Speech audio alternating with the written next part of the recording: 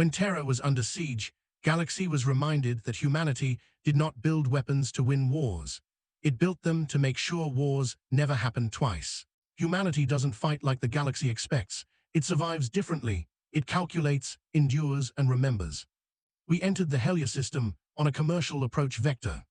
That was deliberate. Anything faster would have looked like posturing. Anything slower would have looked like fear. I wanted the traffic control AIs to classify us as boring before they classified us as unknown. The Horizon step was not built to impress anyone. Its hull was scarred, its lines were utilitarian, and half its mass was redundancy. I had commanded prettier ships. I trusted this one more.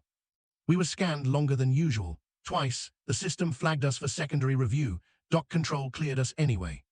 The Hall of Concord came into view as we closed, rings and habitats stacked in a gravity-balanced lattice around Hfy. It was a structure designed to make visitors feel small before they ever opened their mouths. I'd studied the files. It still worked. We docked without ceremony. I took Hfy Ionescu and our economic attaché down to the lock. We wore pressure suits because the station's atmosphere mix was a compromise between too many biologies to trust completely. We left our sidearms on the ship. That wasn't a gesture. It was a calculation. The dock crew tried to pretend we weren't being evaluated. Their sensors didn't. When Terran Hfy Mara removed her helmet, the security feeds shifted. You learn to recognize that kind of attention. It's the same look pirates get right before they decide whether you're worth the risk. The assembly chamber was worse than the recordings. Everyone had optimized themselves for presence. Bigger, heavier, stranger, more difficult to ignore. We didn't change anything about ourselves. Standing out by refusing to compete was part of the brief. The Arbiter Corps began its review. We'd already given them everything. Our history, our wars, our mistakes, our numbers. There's no point lying to something that can check your homework. While it processed, I watched the projections scroll past in my peripheral vision. Population crashes, industrial recoveries, weapons curves that rose too fast and stayed too long. We looked exactly like what we were, a species that learned engineering before it learned restraint. The Arbiter took a long time. Long enough that I started calculating how much fuel we'd burn holding station if it said no. Then it admitted us.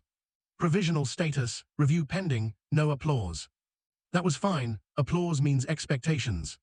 The next few years were quiet, which, in my experience, is never an accident. Terran shipping moved into Federation lanes, not with warships, but with cargo hulls, tugs, and repair tenders.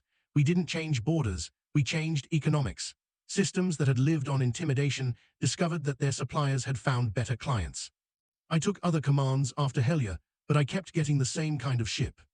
Redundant, compartmentalized, designed to keep working while something important was on fire. Then the dorsal reach went dark. 3 systems, no survivors, no occupation, just debris and sterilized worlds. The Krovu. I was in orbit over Karsus when the first consolidated report hit my queue. I read it twice. Then I forwarded it to channels I technically didn't know existed. You don't need to be a strategist to recognize a consumption pattern. The Federation talked about response fleets. Earth started opening vaults. A week later, I got orders I'd never expected to see. Reassignment, classification override, report to a facility that wasn't on any map. We still weren't at war. But for the first time since Hfy, I was absolutely certain we were done pretending that survival was the objective. You never forget the moment when a war stops being theoretical. For me, it was a report that ended with 17 minutes of sensor data and no survivors. By the time the second report arrived, I had already started counting how many worlds we could afford to lose. The first colony report reached me while I was still in transit between assignments. I opened it in my cabin and locked the door. Old habits. The file was clean, structured, and short. That usually meant someone had already stripped out the parts that didn't fit into neat categories. Sensor loss curves, biosign termination markers, a reconstruction of the distress channel assembled from corrupted fragments. 17 minutes from first contact to silence. That wasn't a battle, it was a system check. The Krovu profile was attached, biomechanical distributed intelligence, no diplomatic history, no trade behavior, no occupation pattern. They didn't conquer, they emptied. I forwarded the report to channels I wasn't supposed to know by name. Then I sat there longer than I should have. The Federation did exactly what I expected.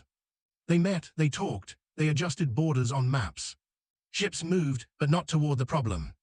Every fleet I tracked was repositioned to protect something important. None of them was sent to stop anything. That wasn't cowardice, that was policy. Distance keeps you alive. Everyone in the Federation knew that. Terra just happened to be far enough away to become theoretical. A week later, I got a message from Luna. Not a normal one. A confirmation. Facilities I'd been told were mothballed were reporting status. Systems that officially didn't exist were suddenly within operational tolerances. No alarms, no announcements, just quiet acknowledgements moving through very old networks. Something was being countered. The second colony died before the Federation finished its third emergency session. That report was shorter. The last transmission fragment from the colony manager played once in my cabin before I shut it off. He sounded calm. That bothered me more than panic would have. We don't build colonies to be heroic, I thought. We build them to be boring and alive. I sent one message. Authorize Phase Grey. The reply came back immediately. Phase Grey wasn't war. It was preparation to survive losing one.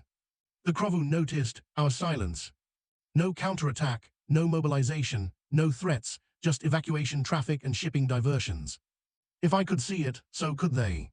They began consolidating their forces. I watched the drive signatures change, lighter ships, faster profiles, test burns against dead rock. They were taking their time. Predators do that when they're sure. The assembly kept talking. I stopped listening. Every probability model I could access said the same thing. If the Federation intervened, losses would be unacceptable. If it didn't, Terra would burn. The official positions settled into place, without anyone having to say it out loud. Observe. Regret. Survive. I was transferred again. This time to a place that wasn't on any chart. Under Luna, behind more rock and security than made sense, I stood in a room full of people who all worked on things they weren't supposed to exist. Engineers, physicists, logistics planners, economists who specialized in the mathematics of collapse. A wall displayed names, not the dead. The Keepers. We never destroyed our worst ideas, I realized. We just put them somewhere quiet. The orders were simple. Don't threaten. Don't ask for help. Evacuate what you can. Write off what you must. And if the Krovu came for Sol, finish it. Out past Neptune, objects that had never officially been launched adjusted their orbits. They were small, dense, easy to miss. Unless you knew exactly where the mass errors were supposed to be. Inside them, we had stored things the galaxy considered obsolete, unstable, and irresponsible. We considered them archived experience. The Krovu thought silence meant weakness. They didn't know Terra measured everything. The Krovu were advancing.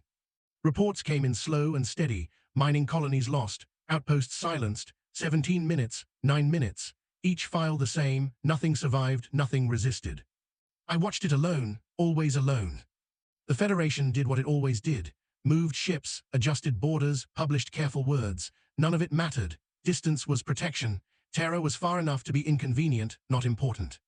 I sent no messages. I requested no aid. That was standard. That was survival. Phase Grey had been active for weeks. Supply chains rerouted silently. Evacuations disguised as routine rotations. Infrastructure hardened under the cover of normal commerce. Every shift logged, every route verified. I ran the models in my mind while staring at empty space. Probability of the Krovu reaching Sol, 84%. Timeline 2 to 3 standard cycles. Variables, Federation non-interference. I let the numbers settle, no fear, no regret, just arithmetic. The Krovu watched our silence and noted it.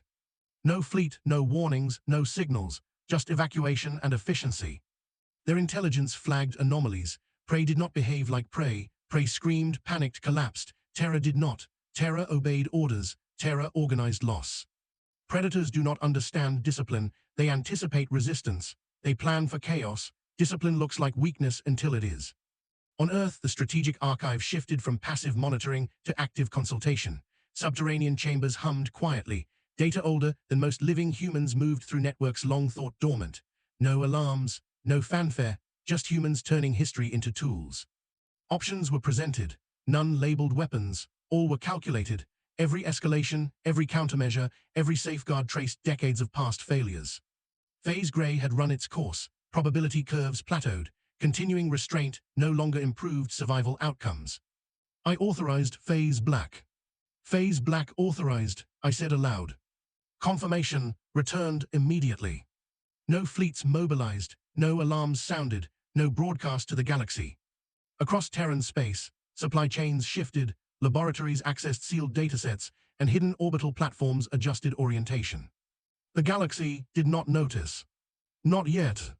The archive does not forgive. It remembers every city, every child, every failure.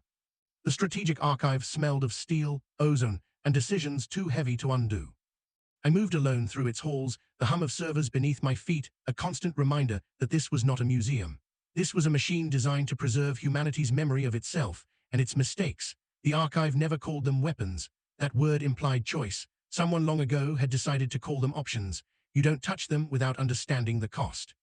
I paused at a console. Threshold 3 files unfurled in holographic layers above my hands. Names first. Cities, engineers, scientists, children, generations encoded as cryptographic participants in decisions they would never live to see executed. The archive didn't need me to read diagrams. It needed me to remember. I inhaled. We didn't make war to win. We made war to survive, not our enemies, ourselves. I scrolled through centuries of catastrophe, from intimate fights with stones to nuclear winters, to the creation of machines capable of erasing cities without a face being seen. We learned early that the most dangerous weapon isn't the one you fire, it's the one you keep. And we kept them. Not proudly, not openly, meticulously, every system evaluated not for lethality, but for irreversibility. Could escalation cascade beyond intent? Could an impulsive hand trigger catastrophe? Weapons that demanded careful, deliberate commitment survived. Weapons that rewarded cleverness were rejected. To the galaxy, our ships seemed crude. Kinetic projectiles instead of elegant energy beams. Thick armor instead of phase-shifted miracles. Classical physics instead of exotic matter states. They called it inefficiency. We called it honesty. A pulse flashed in my vision. The strategic oversight system. Krovu fleet consolidation detected. Vector aligns with Sol. I didn't flinch, I only acknowledged. The Krovu had learned nothing from our silence, but they would. Prey does not respond the way Terra responds. They scream, they panic, they die, we reorganize, we evacuate, we strip infrastructure for use elsewhere, we preserve what we can, and when the moment comes, we strike once. I returned to the ledger. Threshold 3 wasn't just a tool, it was a reminder. To use it required memory. You read casualty histories before authorization, cities that burned, oceans boiled, names of children preserved because forgetting them had once been convenient. The archive demanded acknowledgement of every loss. That is why it still exists. I allowed myself a thought, brief and unwelcome. This moment, the culmination of centuries of fear, of failure, of survival, might be what the galaxy would finally see. Terra would not beg for mercy. We would not negotiate. We would act, once, with everything we had learned. The galaxy still thinks we are weak. Threshold 3 systems hummed quietly. Old safeguards shifted, not enough to fire, not yet, just enough so the machines remembered what they were built to do, enough so that when the Krovu arrived, there would be no hesitation. I walked the archive's central chamber and considered what that meant. I did not feel pride, not yet, just weight. Memory pressed on my shoulders. Every engineer who had ever worked on these systems, every citizen who had survived a past we refused to forget, bore down on me. Their caution, their discipline, their refusal to surrender, that was our inheritance. Outside, the sun of Sol was still distant, still warm. Nothing about this day felt ordinary. Civilization hummed, oblivious. Markets fluctuated. Colonies went about their routines. Children played on worlds that would soon be evacuated. They didn't know. They couldn't. I closed my eyes briefly. The archive whispered across centuries of silence. The systems spoke in the language of physics, of cause and effect. No surprises, no emergent failures, just atoms obeying rules. Enough to remind a predator what happens when a species refuses to be undone. I authorized the final preparatory step. Not the names, not the diagrams, not yet. We will not strike first, I said aloud, voice quiet in the central chamber. We will strike once. The archive acknowledged. Safeguards loosened incrementally. Systems hummed. Ancient machines remembered. Threshold 3 remembered. Terra remembered. The galaxy still believes we are weak. That belief will last exactly one encounter. The Krovu expected chaos. They found silence. The Krovu entered the outer Sol system like a living hammer. Their fleet moved as one dense mass, reactors synchronized to crush morale. They expected panic. They found silence. Traffic beyond the heliopause had vanished. Sensor beacons broadcast only coordinates. Automated systems hummed as if nothing had changed. The Krovu concluded Terra was weak. They accelerated. Observation posts across the Federation logged the advance. Probabilities were grim. Sol would fall. No fleet could intervene. No one expected it. One analyst noticed anomalies. Gravitational harmonics flickered. Radiation baselines pulsed too regularly. She flagged it as sensor drift. No one argued. Fear smooths over details. Inside the archive, time was measured differently. Phase black progressed silently. I scanned the final authorization lattice. Every node represented centuries of caution and failure encoded into procedure. Threshold 3, available. Available did not mean inevitable. Yet. The Krovu crossed Pluto's orbit without resistance. They scanned debris fields, industrial refuse, junk. They did not notice that inefficiency was intentional. On Earth, most humans had already evacuated. Those who remained were custodians and archivists. No speeches, no rallies. Humanity faced the moment tired, resolute, and controlled. I recorded a private log. If anyone ever reviews this, understand that we tried every other option first. Even the Arbiter core hesitated. Probability trees fragmented. Terran behavior did not match known patterns, only stillness. By Mars, the Krovu were ready, weapon nodes active, boarding organisms awakened, fleet aligned to dominate. Still, Terra said nothing. The Krovu called us weak. They would learn silence is not always fear. Sometimes it is patience. Far beyond the planets, long-forgotten objects aligned. For the first time since humanity split the atom, the galaxy unknowingly hovered within range of a weapon designed not to conquer, but to end arguments permanently. They did not see us. They could not hear us. And in the quiet between stars, the first blow landed. The first Terran response came 43 seconds after the Krovu fleet crossed the inner Sol boundary. No broadcast, no warning, no declaration. From their perspective, nothing happened. Stellar radiation appeared normal. Planetary orbits remained unchanged. Debris fields were inert. Then the background radiation spiked, subtle, incoherent, easily dismissed as solar noise. The Krovu advanced. The first detonation occurred far from any ship. A mass of discarded isotopes, logged centuries ago as waste, released energy contained at the atomic level. The flash was brief. Its effect was total. Forward elements of the Krovu fleet experienced sensor saturation. Nodes misfired, neural lattices decohered. The collective registered confusion, not pain. The second detonation hit closer. Again, not aimed, not dramatic. Energy passed through shields, scattering inside vessels. Ships began to unravel. The Krovu attempted dispersal, too late. Third and fourth detonations struck along predicted escape vectors, calculated decades earlier by Terran physicists. The fleet collapsed before the concept of retreat could propagate. Observation posts recorded only rising radiation and fatting signatures. There were no explosions, no debris clouds, no conventional engagement. 3 minutes passed. The largest hostile fleet the Federation had ever seen vanished. Silence returned to Sol. Inside the strategic archive, systems transitioned smoothly from execution to containment. Radiation dispersal models confirmed all yields were within tolerances. Threshold 3 protocols disengaged automatically. I watched the final confirmation populate my display. Hostile fleet neutralized. I exhaled slowly. This is why we feared these weapons, not because they are cruel, but because they are final. Even the Arbiter core struggled. Probability trees collapsed, not toward extinction, but toward realization. The Terrans had not improvised. They had executed a plan the core could not model. Weapons that did not fight, weapons that ended presence. The core archived a new classification, asymmetric absolute response. Note added, avoid forcing escalation. They do not bluff.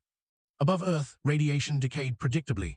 There were no cheers, no messages, no proclamations. Humanity had learned long ago that explaining such things invited repetition. I closed my eyes. The argument is over. The galaxy, though it did not yet understand why, would never argue with Terra the same way again. Terra acted without announcement. The Krovu were gone. The galaxy had no frame for what had just happened. 12 hours after the last Krovu signatures vanished, the Federation received its first communiqué. Drafted by the Arbiter core itself, it was cautious, carefully neutral, avoiding accusation or praise. It requested clarification on the anomalous energy releases in Sol, reaffirming commitment to stability. No response came. Delay was message enough. Analysts replayed sensor data endlessly. Nothing fit doctrine. Atomic reactions, once dismissed as primitive and inefficient, had annihilated a fleet without warning. The energy outputs were enormous, but no shields fired, no beams cut space. The physics obeyed, the fleet disintegrated, and the Terrans had not even appeared to fight. The Celt delegate observed quietly. He recognized the pattern. Terra had not escalated, it had decided. That distinction between restraint and resolution unsettled everyone. On Earth there were no celebrations. Routine resumed. Threshold 3 weapons were resealed. Humanity returned to bureaucracy, to quiet, to vigilance. Their survival had been absolute, but invisible. The Arbiter convened the assembly. Every delegate attended. Terran actions, it announced, have altered Federation strategic assumptions. Their response exists outside all escalation frameworks. Murmurs were restrained. Frameworks were the galaxy's illusion of control. Terra had shattered it. Terran Envoy Mara appeared only via remote link. Her explanation was simple. We used tools we hoped never to use. No technical data, no apology, silence stretched, more powerful than any speech. The Federation updated its classifications. Terra became a strategic finality actor. A footnote instructed, engagement must prioritize de-escalation. Far beyond Sol, the message propagated. Predators recalculated, border raids ceased, and trade grew generous, not from threat, but from the certainty that Terra would never negotiate weakness again. Mara reviewed the casualty estimates alone, lower than feared, but permanent. She recorded her final entry. We will continue to trade, to mediate, to avoid violence wherever possible. But if restraint is mistaken for weakness, this record will explain why our response is never gradual. Peace, the galaxy learned, was not the absence of weapons, it was the presence of memory. And memory, once awakened, never forgot. Thank you so much for watching. Subscribe for more content.